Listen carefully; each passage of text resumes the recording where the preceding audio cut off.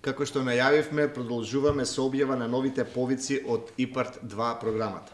Агенцијата за финансиска поддршка во земјоделство и руралниот развој денеска го објави јавниот повик за мерката 7, која е диверзификација на фарми и развој на мали бизниси.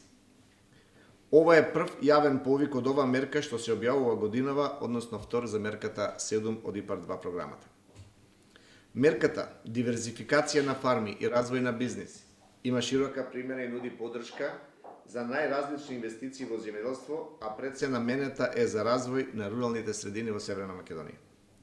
Ова мерка нуди можност за кофинансирање на трошоци за инвестиции во алтернативно земјоделско производство, производство на прехранбени производи и пијалоци, алкохолни производи од грозје или овошје, пекарски производи, зачини, билки, чаеви, сладководни риби и друго. Исто така, преку ова мерка се овозможуваат инвестиции во занаечиски дејности, услуги во земјоделство, во рурален туризам и друго. Или по-конкретно, овие инвестиции се наменети за изградба или реконструкција на мали преработувачки капацитети, производство на сточна храна и ѓубриво, отварање на градинки, старечки домови, кина во селата, капацитети за сместување со традиционална градба, спортско-рекреативни центри и се друго што е потребно за подобри услов за животот во руралните средини. Конфинансирањето на трошоците е 65% од вредноста на вкупно прифатливите трошоци за инвестиции, а финансиската поддршка е неповратна. Крајниот рок за поднесување на барањата е 17 ноември годинава.